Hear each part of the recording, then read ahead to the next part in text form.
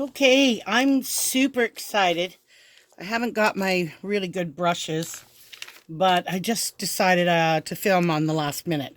But I've been stalking this page or this website for a little while, and only because I'm very interested in supporting Canadian businesses, especially in these days.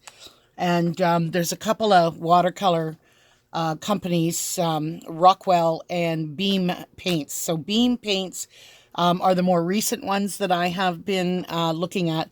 Rockwell, I definitely want to try them out. They're a bit more granular and free-flowing and really mysterious. I mean, in the way that if you want to paint in landscapes that are wild and abstract, I think Rockwell is kind of like a, they must have some granulation in their pigment mix. But anyway, that aside, today it's about Beam Paints.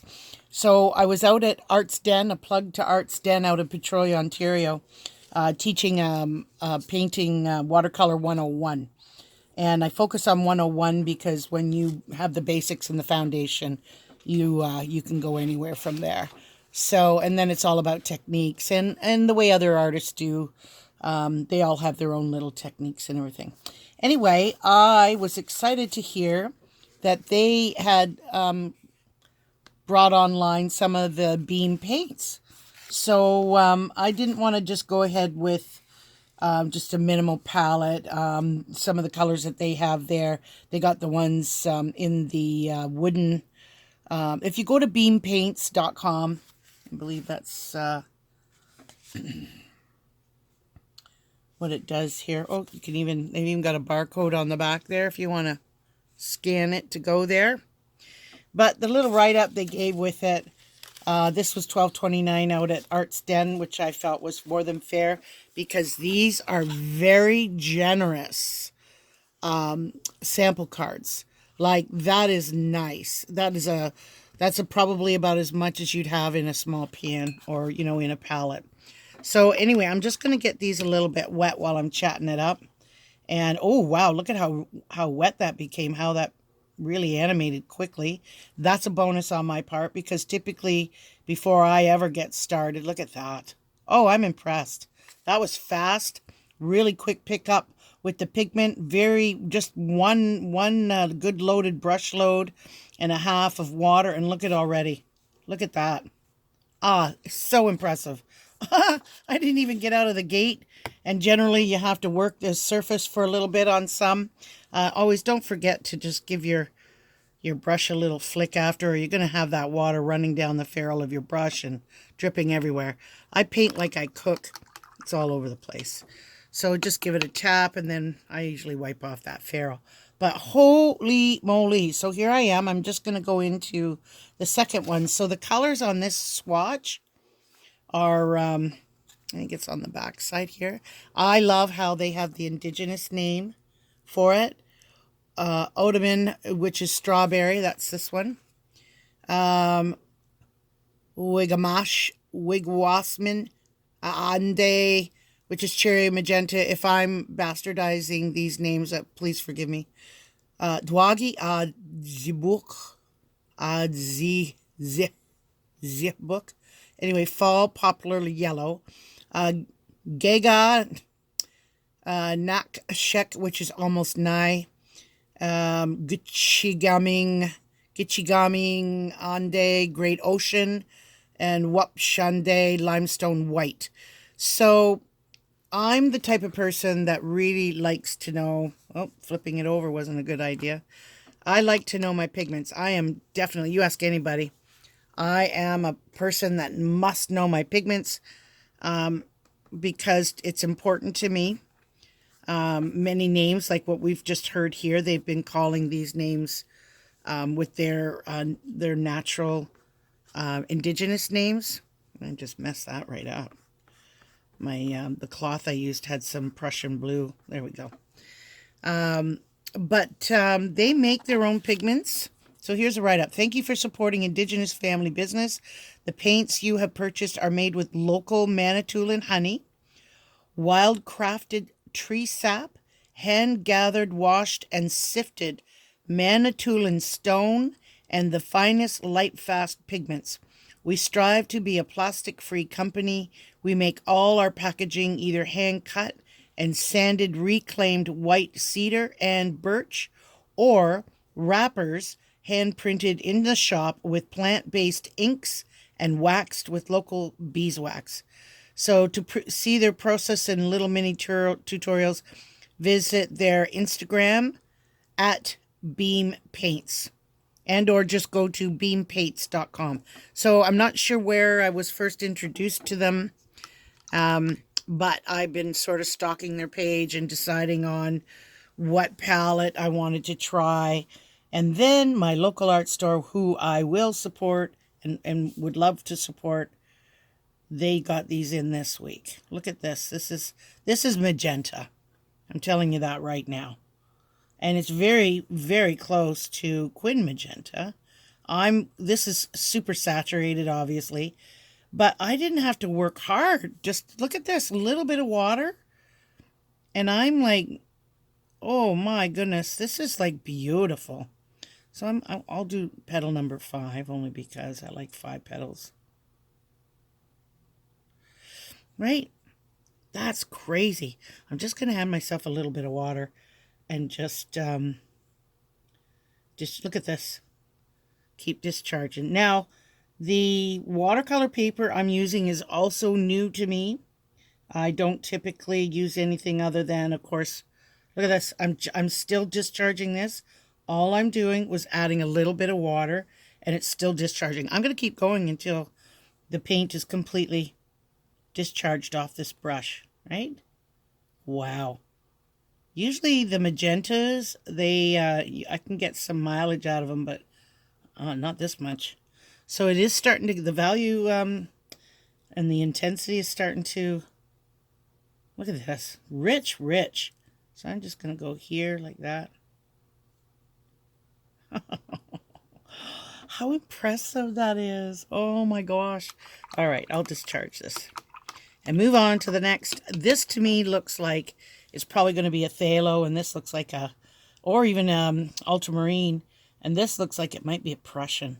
I love Prussian blue. We were just talking about that today at the art class. Anyway, I said that I would take these home. Oh, no, that's phthalo. That's a phthalo blue, very vibrant. It looks very dark on here, but notice how, look at this. I don't even have to hardly work it. Look at that.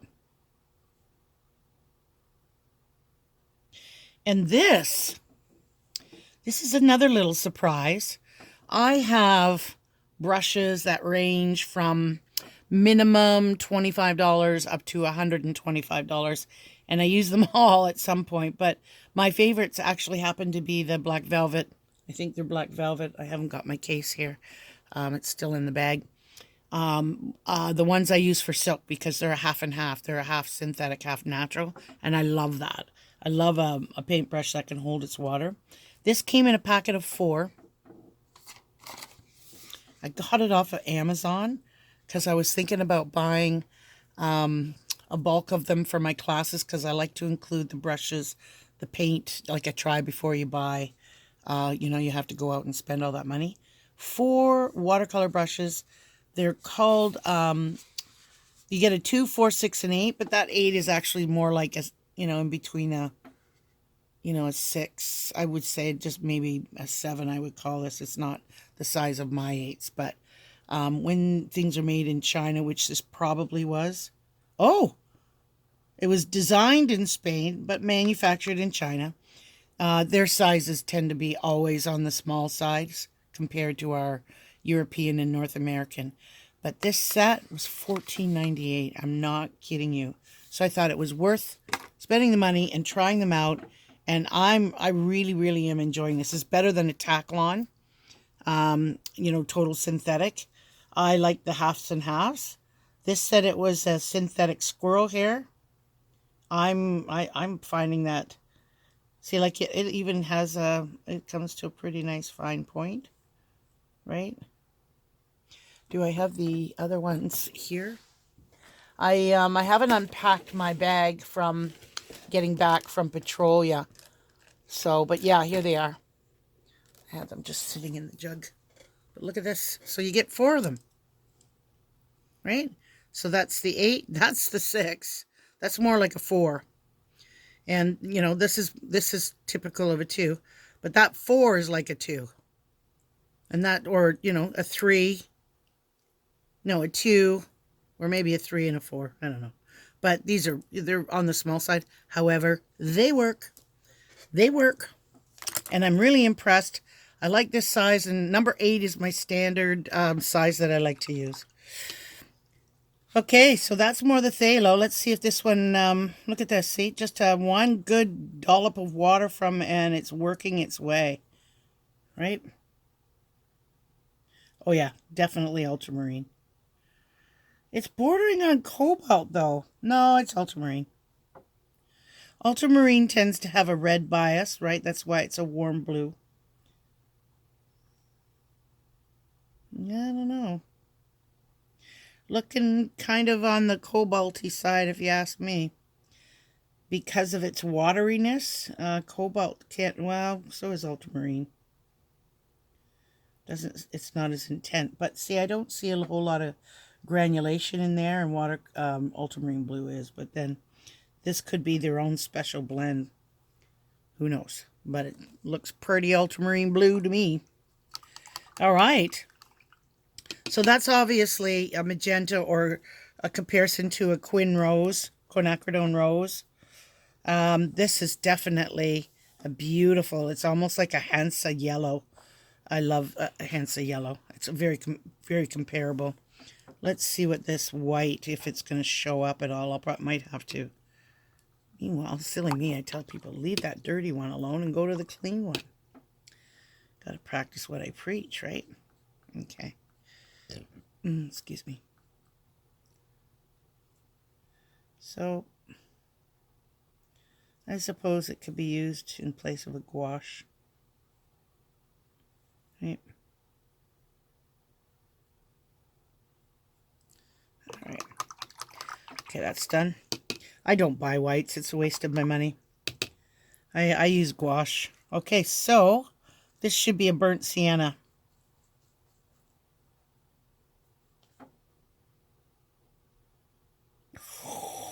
What? That blew me away. I didn't expect that. Look at that. Holy moly. Oh, yeah. This is definitely, this is not a warm red. That is not a warm red. That is that's beautiful. This is like Quin Rose right here. This is like a Quin Rose. Look at that. I'm very pleased.